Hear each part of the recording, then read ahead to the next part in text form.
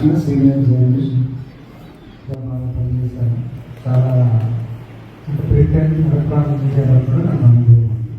ప్రస్తుతం ఫ్రీలాన్స్ జర్నలిస్ట్గా వర్క్ చేస్తాను. నాకు హార్ట్కి సంబంధించి సమస్య డిసెంబర్ నెలలో వచ్చింది లాస్ట్ ఇయర్. అంటే దానికి ముందు 2-3 నెలల క్రితం నుంచి ఉంది, కానీ అది నేను అంత ఐడెంటిఫై చేసుకోలేకపోయాను. చాలా తక్కువ ఉంది. డిసెంబర్లో జస్ట్ నేను ఒక 10 అడుగులు నడిచినప్పటికీ, లేదంటే ఒక 10 మినిట్లు ఎక్కి దిగినా సరే అలసట వచ్చి కూర్చుని పోయాను.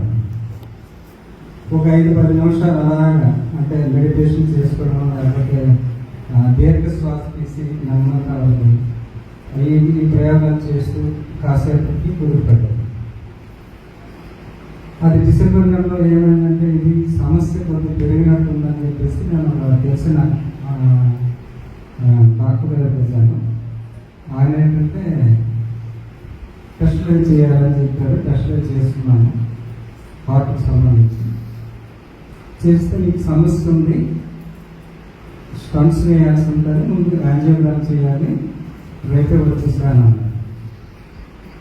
అలా సడన్ చెప్పడంతో సార్ నాకు అమౌంట్ అది అడ్జస్ట్ చేసుకోవాలి కదా, యాంజియోగ్రామ్కి ఎంత తీసుకుంటారంటే 20,000 అవుతుంది, కానీ మీకు తెలిసిన వాళ్ళు కాబట్టి 12,000 చేస్తాను వచ్చేయడం. సరే అలాగే సార్ అని చెప్పేసి వచ్చేసాను. నేను వెళ్ళలేదు, మరుసటి రోజు కూడా వెళ్ళలేదు. ఎలాగా పొంగల్ ఉంది కదా, పొంగల్ తర్వాత చూద్దామని చెప్పేసి నేను డిలే చేశాను. అంటే నేను యాక్చువల్గా నేను మెడిటేషన్కి నాకు అలవాటు ఉంది. నేను మెడిటేషన్ చేసుకుంటూ దాని మీద కొద్దిగా దృష్టి ఎక్కువ పెట్టాను. మెడిటేషన్ చేస్తూ మేనేజ్ చేసుకోగలిగాను యాక్చువల్గా. అయితే ఇప్పుడు మా పండుగ తర్వాత పండుగ అయిన తర్వాత 27th 26th డేట్లో నేను కేజీహెచ్కి వెళ్ళాను. నాకు తెలిసిన ఆడవాళ్ళు అన్నారంటే జర్నలిస్ట్ అంటే కొద్దిగా చూస్తారు కదా బాగా అని చెప్పేసి నేను జర్నలిస్ట్ అని చెప్పేసి నేను చాలా బాగా చేశాను. ఇప్పుడు నా జర్నలిస్ట్నే కాదు, మామూలుగానే కేజీహెచ్ మెరుగుపడింది, చాలా బాగా చూస్తున్నాను. ఇప్పుడు అందరికీ బాగుంది. అక్కడ కూడా యాంజియోగ్రామ్ చేయాలి, అడ్మిషన్ అవ్వాలని చెప్పారు. నేను అడ్మిషన్ అయిపోయాను. ఇమీడియట్గా అడ్మిషన్ అయితే యాంజియోగ్రామ్ చేశారు. యాంజియోగ్రామ్ చేసే ముందు డాక్టర్ నేను ప్రిపరేషన్ చేశాను. ఏంటంటే యాంజియోగ్రామ్ చేసిన దాంట్లో స్టంట్లు పడతాయని చెప్పేసి ఆల్రెడీ డాక్టర్ నాకు ఇంటికి ఇచ్చారు, చెప్పారు. నేను కూడా ముందు నుంచే ఊహించాను స్టంట్స్ నీడని. బట్ నాకు స్టంట్స్ చేసుకుంటే జీవితాంతం మందులు వాడాలి. ప్రతి పూటకి అట్లీస్ట్ 4-5 ట్యాబ్లెట్లు వేయాల్సి వస్తుంది. ఈ ట్యాబ్లెట్లు గోడ ఉండకూడదు, గొడవ ఉండకూడదు అని నన్ను ముందు నుంచి నా ఎయిమ్. ఈ ట్యాబ్లెట్లు ఒకదానికి వేస్తే ఇంకోదానికి సమస్య. ప్రతి ట్యాబ్లెట్ కూడా సైడ్ ఎఫెక్ట్స్ ఉంటాయి. ముఖ్యంగా హార్ట్కి సంబంధించి చేసిన ట్యాబ్లెట్కి సంబంధించి లేని గ్యాస్ట్రిక్ తెచ్చుకోవాల్సి వస్తుంది. దానికోసం మళ్ళీ గ్యాస్ట్రిక్ ట్యాబ్లెట్ ఎర్లీ అవర్స్లో అయ్యారు. ఇవన్నీ నాకు మెడికల్ సంబంధించి ఎందుకు అవగాహన అంటే నేను మెడికల్ జర్నల్ రాసేవాడు ఎన్ఆర్ఐ హాస్పిటల్లోని. ఒక 13 సంవత్సరాలు నేను అందులో పనిచేశాను.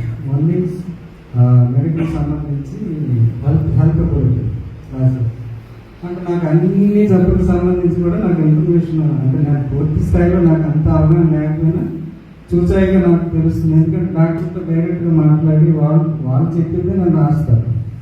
దాంట్లో నాకు అవగాహన ఉంది కాబట్టి నాకు ఈ ట్యాబ్లెట్లు, దీంట్లో సైడ్ ఎఫెక్ట్స్ ఇవన్నిటి మీద నాకు నేను వాడకూడదు, ఎందుకు మందులు వాడాలి జీవితానికి అని చెప్పి నేను డాక్టర్ని ప్రిపరేషన్ చేశాను. నేనైతే స్టంట్స్ వేసుకోవడానికి రెడీగా లేదు, టైం తీసుకుంటాను. అంటే అదేంటిది అని అన్నాను. అంటే అంతే సార్, నేను ట్యాబ్లెట్లు వేసుకుని వచ్చుకోలేదు, ఆల్టర్నేట్ ఏదైనా చేసుకున్నాను అనుకుంటున్నాను. వాళ్ళు ఏదో చెప్పారు. సరే నేను కూడా నాకు చెప్పాను. సరే మీ ఇష్టమైన ఆలోచన చేశారు. అంజీగ్రామ్ చేసినాకే 2 స్టంట్స్ వేయాలి. 85% పైన బ్లాక్స్ ఉన్నాయి, వేసుకోక తప్పదన్న. మా ఆవిడకి ముందే చెప్పాను, 6 గంటలు కానీ నువ్వేమీ కనెక్ట్ అవ్వదు. ఎందుకంటే ముందు ఫ్యామిలీ మెంబర్స్ని బాగా రుద్దుతారు, రుద్ది కనెక్ట్ చేస్తారు. వాళ్ళు కనెక్ట్ అయిన తర్వాత అప్పుడు నన్ను కనెక్ట్ చేస్తాను. ముందుగానే అంత ప్రిపేర్ చేశాను. ట్యాబ్లెట్లు వాడకూడదు.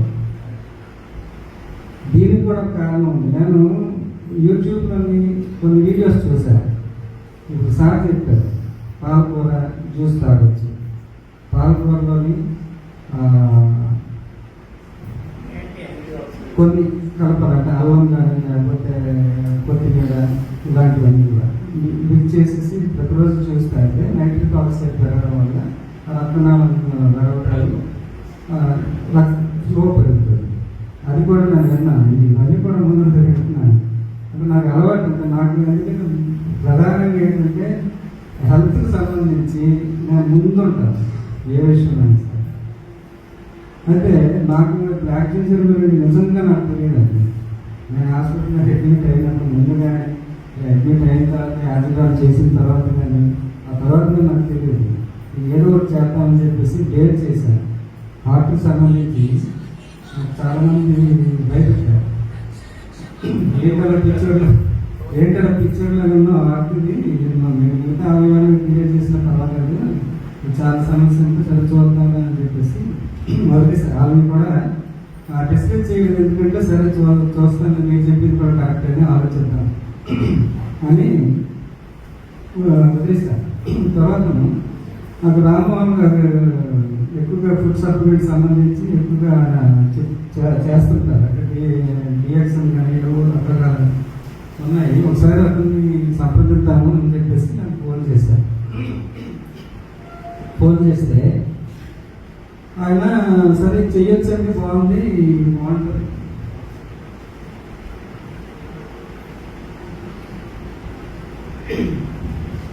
ఫుడ్ సప్లిమెంట్తో దీన్ని తగ్గించుకోవచ్చు అని చెప్పారు. అంటే నేను ఇమీడియట్గా కలిశాను. బ్లాక్ జింజర్ అనేది ఉంది, ఇది చాలా బాగుంటుంది. అంటే ఆయనలో నమ్మకం ఎందుకంటే వయసులో పెద్ద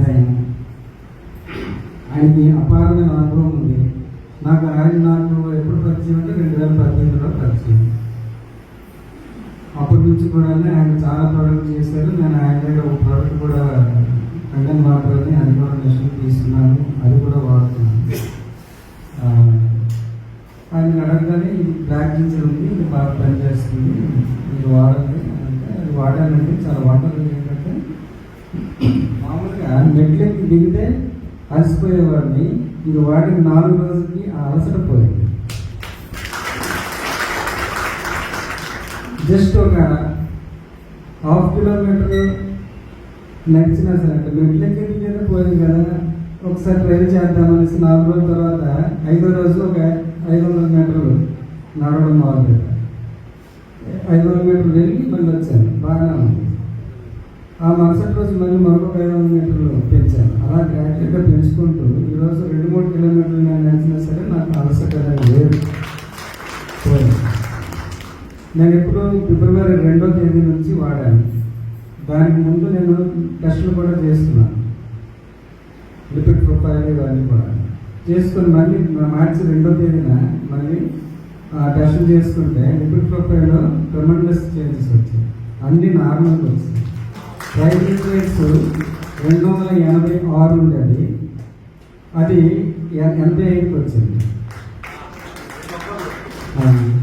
అలాగే ఎల్డిఎల్ 285 ఉంటే 72కి వచ్చింది.